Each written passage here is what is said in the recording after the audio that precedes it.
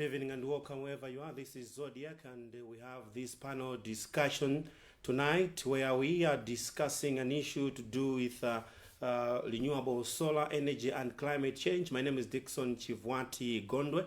In the studios, I have Employers Conservative Association of Malawi Executive Director George Kaki. Welcome to the program. Thank you. I also have Falson Lemani from the Malawi Congress of Trade Union. He is the Treasurer General. Thank you, Dixon. Yeah, these are our panelists tonight as we are to discuss an issue to do with renewable solar energy and climate change. Maybe in the first place, tell us more about renewable solar energy and climate change. Probably I should start in the context of the project that we are implementing.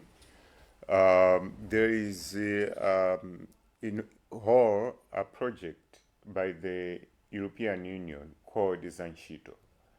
And under the Zanchito program, there are several components. And one of the components that is being implemented in conjunction with ECAM, Employers Consultative Association of Malawi, Malawi Congress of Trade Unions, Danish Industries, and Danish Trade Union Association. These four partners are implementing a project in which we want to train 800 youths up to 2026 in solar technologies. So basically, that's what we are talking about here. Maybe what has been the process like since you started conducting this particular exercise? So far, what we have done, number one, was to identify technical colleges that would train the youths that we would identify. And then we also worked with Malawi government and the TVET authority to come up with a curriculum or to adapt the curriculum that is there to suit the needs of the component that we as a consortium are implementing. And now we have also recruited companies in which the students that will be trained will be placed for apprenticeship and internship. And now we are in the process of recruiting the students that will go into the respective technical colleges. These are the major issues that we have taken so far. Coming to you, MCTU, what is it that you are doing in this particular program to ensure that those that are involved are fully equipped with the knowledge and skills?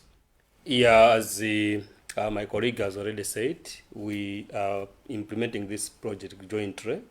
Our role is to ensure that we have skills within the green energy, and as it is being said, we are there to raise awareness, to ensure that everyone is aware of the need for this just transition, because we would like to have an environment whereby their skills that will be employable within the new technologies. On your part as Employers Conservative Association, how is the project being interpreted to the public out there? For the public, I think you would say this is what we are doing today is one of the major steps that we are doing in order to sensitize the public out there. But I would say we have done sensitization which is targeted at companies that are dealing with solar and renewable energies in the country. So we have approached many of the companies that are dealing with solar technologies, but we have also formed a partnership to work with the Renewable Energy Association of Malawi, REAMA. So this is what we have done so far. And of course, as I also said earlier on, we have also being in contact with the technical colleges in order to ensure that they are aware of what our needs are and that they get prepared when the training rolls out. On the part of MCTU, there's this terminology, just a transition. Tell us more about this particular terminology. Yeah, I think in that case, in simple terms, we are looking at a framework whereby there is a transition into a type of an environment whereby there must be transformation in terms of how we are doing things, to ensure that we are now getting involved into technology or type of work that is environmental friendly, and at the same time as we are adopting the new technologies, we are making sure that we are reducing the negative impacts on the workers. So in short, that's what we are looking at. We would like to adjust into the new ways of doing things, new technologies, to ensure that there is environmental sustainability, and at the same time we reduce the negative impact on the workers. And how is ECAM facilitating the just transition for Malawi, particularly on the business community and the economic growth? Okay, so another dimension when we are talking about just transitions, one other way of describing it is you are not leaving anybody behind. You are moving from old technologies to new technologies, but you don't want to leave anybody behind. Now, I think figures here would assist very much.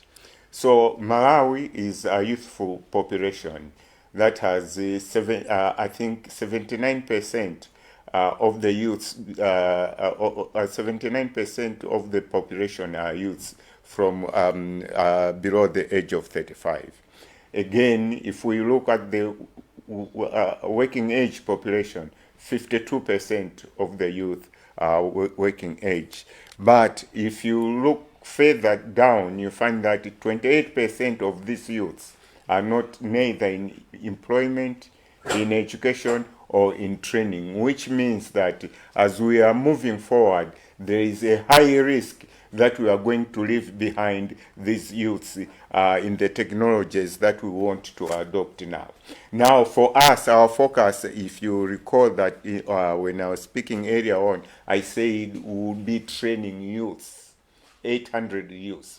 So 800 youths with emphasis those from vulnerable sections of the society, and especially the girl child. So we want to ensure that we carry everybody with us, especially the youth that are vulnerable now, that do not have jobs. We take them together with these new technologies and move forward together. We are also talking of the low carbon economy.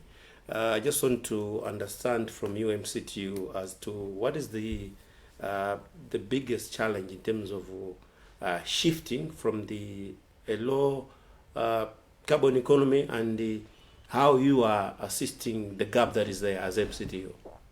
Yeah, always when there are changes, in most cases, there are issues to do with maybe lack of the new skills that are required in order to suit the changes that are coming in. And that is why we are there, to ensure that the young population we are talking about are equipped with the necessary skills so that they can still continue being employable. Because when there are changes, we see a number of people do not have the skills that can be employed, because the employers will be looking for people who have the skills, because they should be productive in order to remain in employment.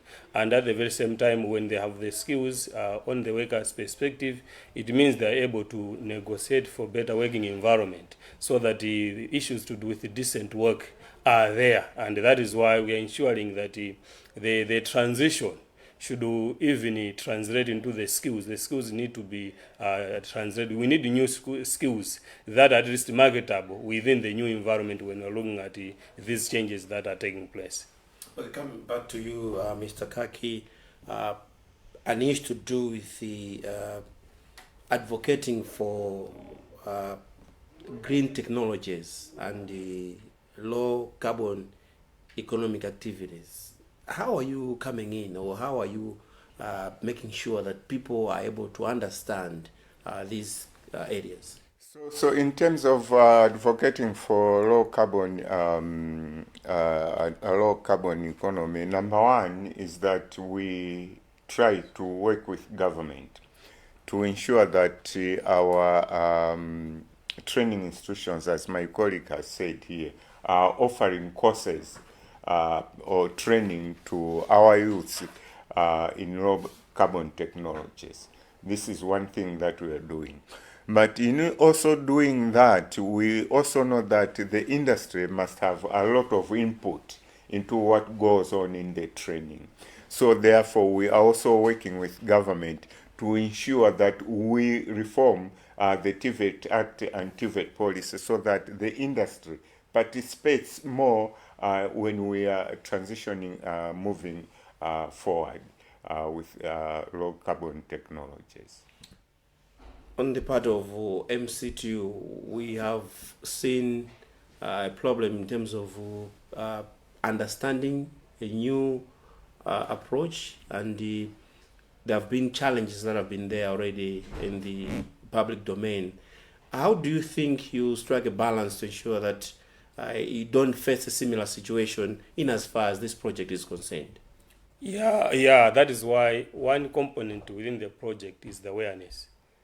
We are there together with our partners to ensure that we provide the much needed awareness so that the masses should understand, the young people, the young boys and girls should have the right knowledge for them to be in line with what we are looking for. So there is a component of awareness, and that's the role we are playing within the project itself, so that everyone is moving within the lines that we intend to achieve.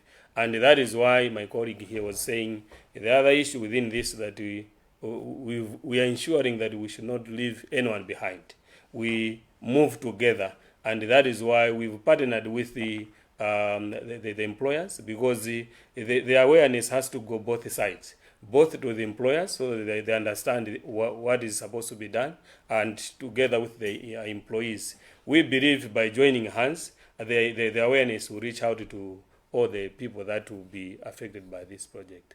There are a lot of labor market challenges, and how can employers work with the informal economy to formalize jobs and as well ensure inclusivity in just transition initiative? So one thing that we can do as employers is to ensure that we offer spaces within our employment sector for the youths that are being trained in the colleges. In so doing, we give them work readiness skills which they may not have. That's number one. The other aspect is to ensure that when we are working in our value chains, whether downstream or upstream, that we do business together with the players in the informal sector, probably as our suppliers, for example. So we would work with them to, so when they are supplying us, we ensure that we are moving out of the informal sector. But again, in forward linkages. For example, we are talking about solar technologies here. Our companies should be able to work with people in the villages as their distributors, for example. In doing so, we are giving them business, we are teaching them business, and by doing so, most certainly, if they have to be working with us, then we are moving them out of the informality. In case you're just joining us, this is a panel discussion that has been organized by Malawi Congress of Trade Union and the Employers Consultative Association of Malawi, and we are discussing about renewable solar energy and climate change on Zodiac Broadcasting Station. We'll be back after this break.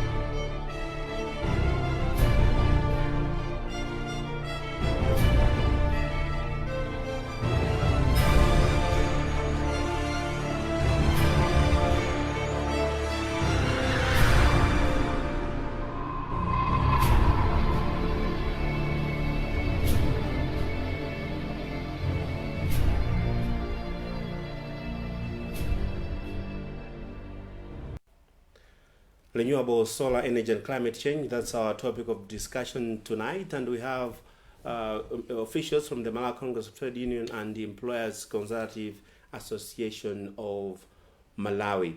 To sum it up, how do you want people to have the knowledge, or how do you want people to embrace these kind of technologies?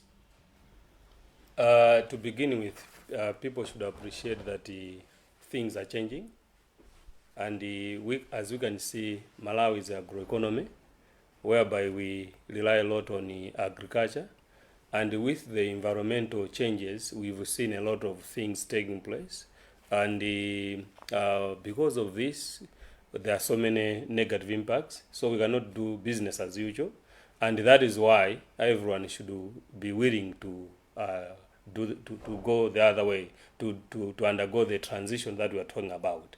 And we've seen, like Malawi as a nation, there were times whenever we see the rains and the winds, we see that we have electricity challenges, and that is why we are saying we can now embrace the new technologies that are on the market, and that is why we are saying for us to be productive with the changes, we also need new skills. And from MC2 perspective, we know that those workers that have good skills are employable, and probably they have the chances of being well paid, of being well taken care of. And these days we are also talking about self-employment, because it's not everyone who can be employed. So if you look at the new technology that we are talking about, one can even sustain him or herself. And that's the most important component about what we are doing, because we are not just looking at being employed, but we are also looking at being self-sustainable and being a partner maybe to the companies that are involved in the solar energy itself. There is a concern out there that employers haven't done enough in terms of making sure that the people that they're working with are able to also adapt or adopt to their policies. As ECAM, what are you going to do in this particular aspect to ensure that these employers are also able to understand, at the same time making sure that their people are understanding the whole perspective?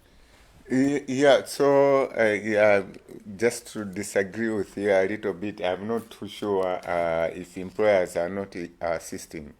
But because from my perspective, I know many employers that are assisting their workers to have solar technologies, for example. But what will we do? So for example, just 2 days ago, we gathered a lot of solar companies in Salima. We were sitting together, going through this whole thing together to see how best we can move forward in ensuring that they have the solar technologies, and the same is also extended to other sectors of the economy. But I wanted to say this: when we're talking about solar, when we want to sum it up, only about 13% of the Malawi population is connected to the national electricity grid, which means 87% are out of the electricity grid. That's number one. But today, if you move into the villages, even in the towns, we find that a lot of houses have solar panels on them. In the villages, this is making life simpler.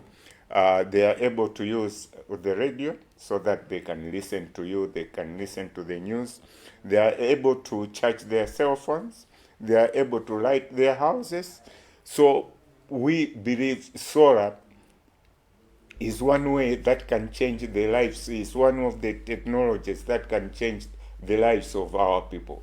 But in keeping in sync with the low carbon technologies, again, it means that we will move away from technologies that have devastating effects on our environment. We have faced several catastrophes just recently in the past years. So if we adopt solar moving forward, we are going to protect our environment, we are going to create jobs for many people, but we are also going to ensure that we move the socio-economic status of the majority of our people that are not connected to the electricity grid when they are using the solar energy. In case you're just joining us, we are discussing issues to do with renewable solar energy and climate change. Mina mungotipeza kumene iyi ndi Zodiac tikambira nkhani yokhudza mphamvu ya dzuwa komanso makamakanso kulumikizana ndi kusintha kwa nyengo kumenenso kwakhudza dziko la Malawi komanso maiko osiyanasiyana pa dziko lapansi. Ndiye amadzulo ano tili ndi msungichuma wa bungwe limene la Malawi Congress of Trade Union amene ndi Falison Lemani, komanso tili ndi mkulu wa bungwe loona za anthu amene amalemba anthu ntchito Employers Consultative Association of Malawi amene ndi George Kaki, ndi amene tikuwunikana nawo nkhani zimenezi. Ndiye mwina akufotokozaponso chindunji mchichewa tikamaka nkhani yokhudza solar kapena kuti kugwiritsa ntchito ndondomeko za makono za mphamvu za magetsi komanso kusintha kwa nyengo. Mwina zimagwirizana bwanji pano zokumana pati komanso ntchito imene mukugwirayi kwenikweni ikuyang'ana magawo ake ati? Choyambirira tifotokoze kuti ntchito imene tayamba kuyigwira panoyi yokhudzana ndi mphamvu ya dzuwa pa magetsi amene tofuna kugwiritsa ntchito. Choyambirira nchakuti nyengo ikusintha, nthawi zikusintha. Taona kuti maluso ambiri amene timagwiritsa ntchito amaononga chilengedwe, ndiye tikagwiritsa ntchito mphamvu za dzuwa zitithandizira kuti tisamale chilengedwe chathu. Ichi nchoyamba. Komanso tikamayang'ana kwenikweni project yathu mwina ongofuna kuwafotokozera amene akutionera pano kuti project imene tikugwirayi tilipo anthu 4, ifeyo ayikamu anzathu MCTU ndi mabungwe awiri ochokera ku Denmark, Danish Industries ndi Danish Trade Union Associations. Tikufuna kuti tiphunzitse achinyamata athu kuphatikizapo atsikana okwanira 800 kuti atha ntchito zokhudzana ndi timati solar panels zimene zimakoka mphamvu kuchokera kudzuwa nkupanga magetsi ndi mphamvu ina. Tikatero tikaphunzitsa anthu aja athe kumapita m'mamidzi m'matawuni mwathu athe kumakagwira ntchito zokhudzana ndi solar panels. So ifeyo tikuona kuti ngati tikutero choyambirira tikuthandizira boma kupanga ntchito kwa achinyamata. Komanso achinyamata awo tikuwathandiza kuti atha kudzimira pawokha. Chaba tibwere kwa inu anzathu MCTU amenenso makhala mukuyimira anthu amene ali kugwira ntchito. Inu mukupezekamo bwanji mndondomeko imeneyi? Tikupezekamo mndondomeko imeneyi ifanana kuti pamene tikuvomereza kuti nyengo yasintha, machitidwe a zinthu tikuyenera kusintha, tigwiritsenso ntchito mphamvu imene yadzuwa popanga zinthu zathu. Tikunena kuti anthu amene akugwira ntchito zimenezi akhale ndi luso loyenerera. Ndi chifukwa chake mu project muli kuwaphunzitsa achinyamata kuti akhale ndi kuthekera. Tikukhulupirira kuti akakhala ndi luso loyenerera ndiye kuti akalembedwa ntchito, owalemba ntchito aja aziwalipira ndalama zokwanira bwino, komanso aziwasamalira bwino. Mujati manena kuti ntchito zabwino mchingereza amati decent work. Kuphatikizaponso apo chifukwa masuku ano ntchito sikulembedwa kokha, komanso munthu akhoza kudzimira payekha ndi kumakhala moyo wabwino. Ndiye tikudziwa kuti pamene kuli maphunziro amene wakuphunzitsidwa bwino za luso latsopano pogwiritsa ntchito mphamvu ya dzuwa, tikudziwa kuti odzilembanso ntchito achuluka atha kumadziyang'aniranso pawokha, moyo wawo ndi kumasintha. Komanso mmene tikunena kuti tikukhalamo ndionena kuti tikunena kuti pamene pali kusintha machitidwaso a zinthu, tionetsetsenso kunena kuti tikuchepetsa zimene zikhoza kumuyika wantchito uja moyo wake pa chiopsezo kapenanso mwina moyo wake kubwerera pansi malo moti uzipita chitsogolo. Ndi chifukwa chake ngati oyang'anira ogwira ntchito tikutenga nawo gawo poonetsetsa kuti tikuvomereza tikuyenera kusintha kuti tipite chitsogolo, tithandize boma pamene bomanso nalo masomphenya ake akunena kuti tikuyeneranso kusintha machitidwe athu a zinthu. Ndiye tifuna pamene tuchita zimenemo ka component kuonena kuti antchito moyo wawo ukhale wabwino, akhale ndi luso loyenerera kuti azilandiranso ndalama zoyenerera, atiwayenera kuti tiyendere limodzi, ndi chifukwa yake tili nawo mu project imeneyi. Kumbali ano akhakhe mwina pakhala mwina povuta nthawi ndi nthawi kuti ngati dziko nzika zambiri zivomereze makamaka kusintha kwa magawo osiyanasiyana. Mwina iniyo mukuchita zotani kuti anthu amene akulandira ntchito imeneyi avomerezedwe kuti tikuyenera kusintha machitidwe ena a zinthu? Choyambirira chimene tikuchita ife ndikuonetsetsa kuti kugwira kwambiri ndi makampani amene akupanga za sola. Dzanali tinali nawo makampani angapo kusalima kukhala pansi kuwunikirana kuti tingachite bwanji kuti tipite patsogolo, komanso tikugwira ntchito limodzi ndi bungwe limene amalitchula Renewable Energy Association of Malawi, REAMA. Komanso kwina tikugwira kwambiri ndi boma kuti kudzera kuti VETA kuti mu ma technical college mu tikhale ndi makosi okhudzana ndi solar energy. Chifukwa tikudziwa kuti ngati tikufuna kusintha dziko ndi kuti tisinthe achinyamata. Mwina ambiri amene takulafe kungakhale kovuta kuti tisinthe, koma achinyamata ndi amene tingathe kuwasintha mosavuta. Tikatero anthu amene aja achita ndithu gawo lawo maluso akhala nawo. Chabwino, pamene tikamba kuti ndondomeko imeneyi tikuyenera kuti tivomereze, tikayang'ananso mwina ndi kusintha kwa nyengo kumene kwakhudza magawo ambiri achitukuko mdziko lino komanso maiko osiyanasiyana. Ngati MCTU, pamene tikamba za ntchito imeneyi mwina ndi ziti zimene mukuchita, munakamba kaponso mchingerezi muja nkhani yokhudza kugwira ntchito ndi achinyamata? Yes, monga mene anenera kuti mu project imeneyi tikwatenga achinyamata ndi kuwaphunzitsa. Amene tikugwira ntchito ndi ma technical colleges amene alipo kale, ndi achinyamata tikuwatumiza ma technical college mmene muja kuti akaphunzire akhale ndi luso limeneli. Chifukwa monga mene anenera anzanga waso mu Chingerezi kunena kuti zinthu zitu zikuchitika kale. Tikapita m'mamidzimu tiona kuti ndithu anthu akugwiritsa kale zinthu zimenezi za kugwiritsa ntchito mphamvu ya dzuwa, koma mwina akusowa upangiri woyenerera, akungochitapo. Ndi chifukwa chake tikuwatumiza achinyamata kuti apite ma technical colleges akakhale ndi luso logwirizana ndi kusintha kumene tikukunenako. Ndesi tikufuna kungosintha kongonena, koma tisinthe tikudziwa chimene tikuchita, kuti kusintha kuja kutibweretsere zimene tikufuna. Anthu agwiredi ntchito zoti zipindulira moyo wawo komanso zipindulira dziko la Malawi. Ndi chifukwa chake tikugwira ntchito ndi atsikana ndi anyamata amene wawa amene tikuwatumiza ma technical colleges kuti akaphunzire luso limeneli. Podziwa kuti akaphunzira ndi kuti ngakhale kulembedwa ntchito kulipo, chifukwa amene ali ndi luso ndi amene amalembedwa ntchito, komanso payekhaso akhoza kudzilemba ntchito ndi kulembanso anzake. Ndi kuti ife monga bungwe loyimira ntchito timadziwa kuti bungwe lathu limakula ngati ogwira ntchito akuchulukanso. Ndi chifukwa chake tikutenga nawo gawo kuti anthu akhale ndi maluso, kuti alembedwe ntchito, adzilembe ngakhalenso kuti alembe ena. Tikudziwa kuti anthu amene akachuluka ndi kuti ngakhalenso bungwe la Malawi Congress of Trade Unions likhala likukula, chifukwa chiwerengero cha mamemba zake chizikhaso chipita kutsogolo. Mukudziwa ntchito zokhazikikazi zikunka zikuchepa pansi. Taona makampani ambiri akuchotsa anthu ntchito kuchepetsa chiwerengero, foti mwina ntchito zawo sizikupita chitsogolo. Ndesi tingamangoyang'ana kokhako, koma ukuku kumene tikusintha machitidwe athu a zinthuku kukuoneka kuti kuli mpata kuti anthu ambiri akhoza kukhala pa ntchito. Ndi mbali imene ifenso tikuthandizira nawo kunena kuti anthu ambiri akhale ndi ntchito, koma ntchito zabwino zosamala moyo wawo.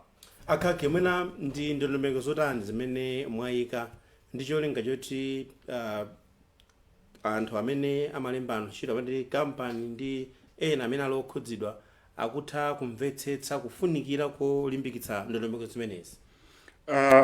Tikanibwera ku makampani ndi anthu awo ogwira ntchito, ndi mafuna ndilankhule apa kuti makampani ambiri akulimbikitsa antchito awo kuti popatula mphamvu ya magetsi amadzi imene ili m'manyumba awo, mwina akuwathandizira kumapatsa ngati tingongole kuti atha kumagula zinthu za sola. Makampani ambiri ndithu tikuchita choncho, koma kupita chitsogolo pogwira ntchito ndi anzathu a REAMA ndi makampani a sola ndi kungofalitsa uthenga kwa mtundu wonse wa Malawi kuti kuli mphamvu ya magetsi imene iliyo cheperako mtengo yosabola nthumba yoti wina aliyense atha kuipeza ndipo akaipeza ndikuti moyo wawo ufewa. Momwe timanenera mucha kuti ngati tinanenera mu Chingerezi kuti ngati makomomo amalephera kuti usiku aunikira ndi chani ndikuti atha kukapeza sola bwinobwino. So chachikulu nchongofuna kuwaphunzitsa anthu kunjaku kuti adziwe ubwino wake wa mphamvu ya magetsi ndi chani ndipo kodi imatitengera ndalama imationongera ndalama zingati tikakhala nazo tipindula bwanji. Chabwino mwina mango tseko lomene wayeresano komanso mwina mukuonera pakanema iyi ndi program yapadera imene tili ndi akuluakulu kuchokera ku Malawi Congress of Trade Union komanso Employers Consultative Association of Malawi amene tikuunikira nawo nkhani yokhudza ndondomeko za makono za mphamvu ya dzuwa makamaka kuyang'anapo amene ntchito za sola zingathandizire pa chitukuko komanso tikuyang'anapo nkhani ya kusintha kwa nyengo. Ina ndi Dickson Chivwati Gondwe tibweranso posachedwapa kuti tipitirize ndi gawo limene lotsiriza limene likukambirana nkhani zimene akuluakulu amenewa akugwira mdziko lino.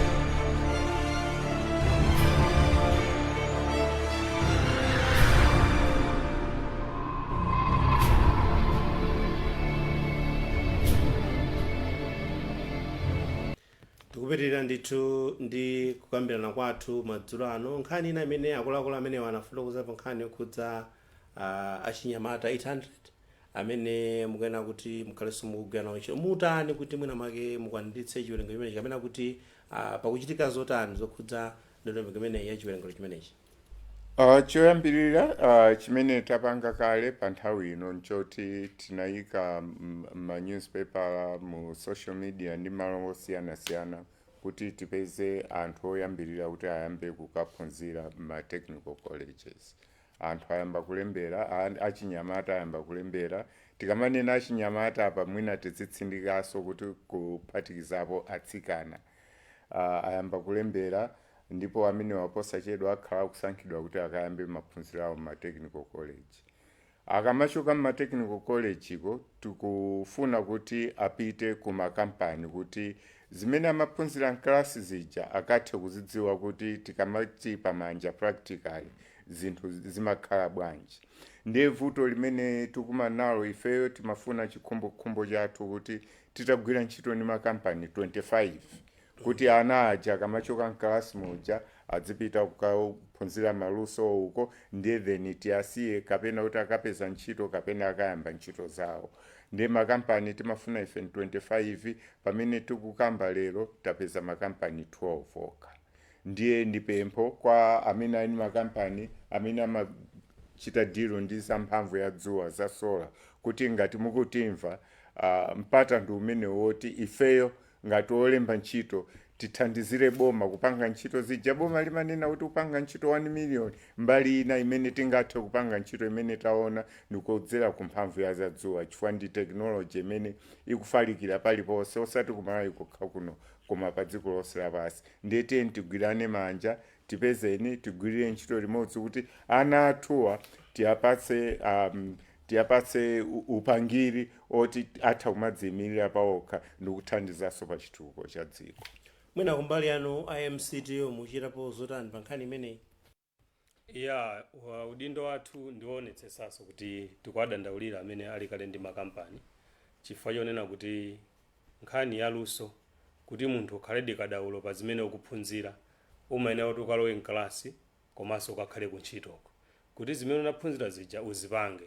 Ndiye kuti anawa akapezeka kuti mmene tikutchula kuti 800 tikakwanitsa kuti onse akalowe mmakampani kuti atipatsa space, ndiye kuti tiwaphikadi kuti aphikidwa moyenerera.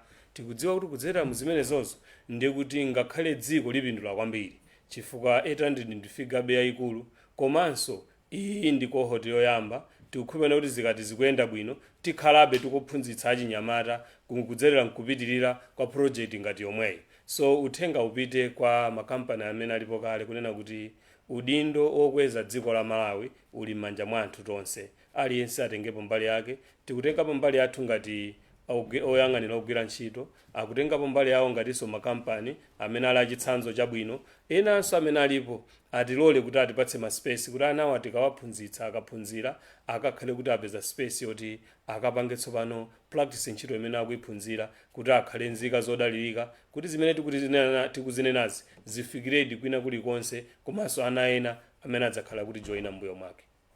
Mwina kumbali yanu ngati employers consultative mukuona kuti ndondomeko imene yaza ntchito ithandizira bwanji kuthana ndi vuto lomwe lakhala lilipo kumbali ya kumvetsetsa pa ndondomeko zosiyanasiyana za mphamvu zimene takhala tikugwiritsa ntchito kapena zimene timagwiritsa ntchito? Apapa tikuona kuti malinga ndi component ya project imene ife tikuchita tikusiyanitsa chifukwa chingerezi chake tingati targeted. Tikungolunjika momwe tikunena tikulunjika ku mphamvu ya zadzuwa. Ndiye utenga tikamaukamba kawiri tikamawalankhula pafupi ngati momwe tikuchitira lero anthu ayamba kumvetsa tsopano ubwino wake wa za mphamvu ya dzuwa. Kumbali yanu ngati IMCTU tinakamba ku chingerezi kuja kuti pali zambiri zimene mwina zikuyenera kuti zichitike kuti anthu sachimvetsetse chimenechi, ndipo nkhani ina imene yavuta kwambiri ndi nkhani yakusintha kwa nyengo. Ngati dziko takhudzika kwa inuyo pamene mukugwira limodzi ntchito imene ndi IECAM, mukuona kuti Malawi afikira pati? Ndizoona kunena kuti nthawi zonse kusintha kumabwera ndi mavuto ake. Ichi nchifukwa chake chonena kuti tikuyenera kuti tonse tiyendere limodzi monga mmene timanena kuti sitikufuna timusiye wina kunja. Ndiye chimene chikuchitika mu project ndi chinthu chabwino chonena kuti tikuwafikira anthu ndi uthenga umene ndi wowathandiza, chifukwa chonena kuti tikunena kuti ntchito zimene tidazika kamera zija chaka ndi chaka zikunka zikuchepa chifukwa cha mmene nyengo ilili. Koma tsopano kuli mbali imene aliyense moyo wake automatic tingakuti zikungochitika kuti moyo wa anthu wasintha kulowera kumeneko, monga mmene timanena kuti tikapita m'mamidzi ambiri panopa muona zoyimba zikulira, mukuona kuti achinyamata ena akupezeka kuti atsegula mababa shop kugwiritsa ntchito mphamvu zimenezi zachani zadzuwa. Ndiye tikukamba za zinthu zimene zayamba kale kuoneka kuti kukuoneka kuti titha kuthandizika. Kuli madera ena kuti mwina magetsi adzabwere akhoza kutenga nthawi yayitali kwambiri, komanso chiwerengero chathu ndi magetsi amene Malawi imatulutsa amapanga generate aijengo tikhoza kuona kuti ndi yochepabe. So tikufunika ma players osiyanasiyana oti atenganayo mbali kubweretsa mphamvu zimenezi. Ndi chifukwa chake tikukhulupirira kuti uthenga umenewu pamene tikupititsa kwa anthu siuvuta kwambiri, ngakhale tikudziwa kuti kusintha kumabwera ndi zovuta zake, koma siuvuta fati tukamba za chinthu chimene aliyense akutha kuona kuti azonadi ukuti titalowerako uku titha kupanga ntchito zina zatsopano mwachangu. Ukuti talowerako titha kuthandizira dziko lathu kuti mphamvu za magetsi zikhale zochuluka. Chifukwa mphamvu za magetsi zikachuluka jamati productivity imakhalanso yambiri. Ambiri amakhala kuti ali muzichitochito, monga mmene timanena kuti kumalawi kuno nkhani ya unemployment kapena kusowa kwa ntchito ndi yayikulu kwambiri. Tili ndi achinyamata mphamvu zawo amene akungokhala foti mwayi ukuwasowa, koma tsopano tikudziwa kuti kudzerera kumeneko achinyamata ambiri apeza mwayi oti alembedwe ntchito, achinyamata ambiri apezedwa mwayi oti adzilembe ntchito malingana ndi luso lokwanira limene aphunzire, komanso akaphunzira ngakhalenso makampani amene tikufuna tapange tayikeko. mwaika ndondomeko zotani zathu ayika mpakani yokhudza kuonetsetsa kuti nthambi kapena kuti ndondomeko ya kalembedwe ka ntchito imene mayendera pamene kampani imene zimagwirira ntchito zake pali kumvetsetsa kwabwino komanso kuonetsa kuti mwina mtsogolomo mukufuna mutafikira zotani kutengeranso ndi ndondomeko zimene mukutsata bwadali pano. choyamba ndondomeko ina moti manena kuti mkumano tinali nawo dzana kusalima. choyambirira chimene timachita nchoti tiaphunzitse makampani amene akugwira ntchito ndi mphamvu ya dzuwayi kuti adziwe kuti malamulo apa ntchito ndi chani, kuti anthu akamalemba ntchito azitsata malamulo momwe akufunikira kumalawi kuno. Komanso tikukhalira kuti kukhalira pamodzi ndiwo aja chifukwa iwo ndi amene ife tamkhala bungwe, iwo ndi amene amapita kumamidzi, ndiye mwina kukhala pansi kuti kuthandizana nzeru kuti kodi tingachite bwanji kuti ife ntchito zathu zipite patsogolo.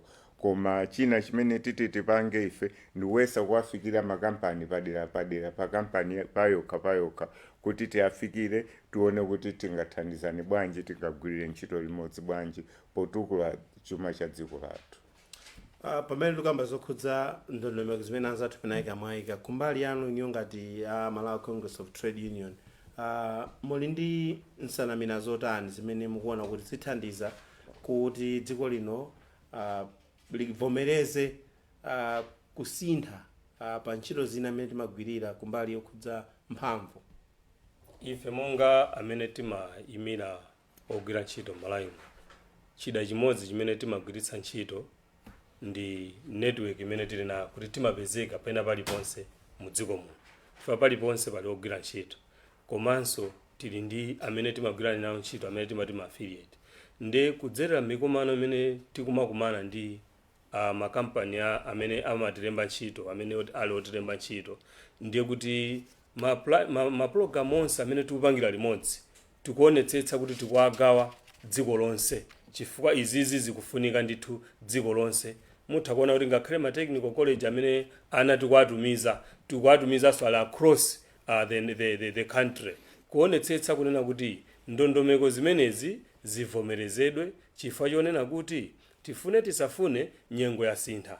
Ndiye ngati nyengo ikusintha ifeyo tisakusintha tipezeka tili kunja kwa zochitika. Ichi ndi chifukwa chake ntchito zambiri zatha zimene kale mwina timazidalira komano mosafuna kwathu, koma ndi mmene nyengo ilili. Kale kunali ntchito zina zimene anthu amakaphunzira kuti yayi ndikukaphunzira ineyo kukhala secretary, pano tikuona kuti secretary watani kodi watha. Timaona kale anthu akaphunzira kuti ine ndikukaphunzira kuti ineyo ndikakhale ndithu meter leader ku Eskom, zinthu zimene tikuona kuti zikusintha. So pamene technology ikusintha pamakhala pakubwera so zina. Ndiye ifeyo ngati mtundu wa anthu, ngati dziko limene tifuna kuti tipitebe chitsogolo, tikuyenera kumvetsetsa kuti kodi kusintha kukuchitika mwa mtundu wanji, kodi mmene zasinthiramo tichite zotani kuti ifeyo tikhalebe tili anthu ofunikira. Ndi chifukwa yake tikunena kuti taphunzitse achinyamata maluso okhudzana ndi mphamvu ya dzuwa, chifukwa tikudziwa kuti kumeneko ndi kumene kukhoza kupezeka ndithu ntchito zimene zikhoza kukhala zodalirika monga mmenenso dziko likuyendera kuti tiyende nayo limodzi. Ndipo tikudziwa kuti pakuchita izi tikuthandiza ngakhale boma, chifukwa mwina anthu amatitenga ngati yayi awawa ama trade union ntchito yawo ndikumango yambana ndiwo walemba ntchito, ntchito yawo ndikumango vutitsa boma. Koma mutha kuona kuti zinthu zikusintha, ndi transition iso payokha kunena kuti ndife a union amene tikumaziona zinthu mwa positive. Tikumamuona otilemba ntchito ngati partner oti tigwire nawo ntchito limodzi, fuati tikamango chita makani kunjako ndiye kuti ntchito zikhala zikuchepa tidzayimirira ndani. Oneka tutenga nawo gawo kuti no titenge nawo gawo pakuti anthu akhale ndi luso loyenerera. Akakhala ndi luso loyenerera otilemba ntchito azisangalala kuti ndamulembamo ndikupinduladi naye. Ndi akamapindula naye ndiye kuti zimene timafunsa kuti tapatseni zakuti malingana ndi malamulo, olemba ntchito azithanso kukwaniritsa pamene makampani ajaso akupanga phindu, ndiye kuti chuma cha dziko atilanji chikupitanso patsogolo. Pamene tikupita kumapeto kwa zokambirana zathu, ndimafuna nditadziwa kuchokera kwa anzathu ayeka munganakonda kuti amuthandizike motani. Inde munakamba kuti tipempha thandizo kuchokeranso kwa kampani zina kuti zipereke mwayi kwa achinyamata ndi mwina mfundo zinaso zimene zithandizire kuti ntchito imeneyi ikwaniritsidwe. Mungakondetsetse kuti mufikirike motani kumbali yanu? Ife choyambirira chimene tingakondetsetse kwambiri nchonena kuti achinyamata awa kuphatikiza achitsikana amene tikufuna kuti tiwaphunzitse maluso kupita m'makoleji, boma litipatse support. Popanda support ya boma ndikuti achinyamata amenewa akhala kuti akugwira ntchito yapachabe, chifukwa kulikoti akapatsidwe masatifiketi ndipo masatifiketi akhale ovomerezeka ndi boma, ndiye boma tikuyenera kuti litipatse support. Komanso momwe mongobwereza chifukwa ati mphini yobwereza ndimene mawala kwambiri. Tikufuna makampani ambiri ochulukirapo kuti anene kuti tikubwerani anawo abwera adzaphunzire maluso momwe anenera anzanga nanenera mchingerezi chili kwa ife eno ake amalawi olemba ntchito kuti tithandizire boma kupanga ntchito, ndipo ngati ife sititero ndekuti tikulephera kuti tithandizire kutukula dziko lathu. Ndiye zazikulu zimene tingapemphe ndi zimenezo. Chapeno mwina nkulankhulapo motani kumapetopeto kumene ku anzathu a MCT yo?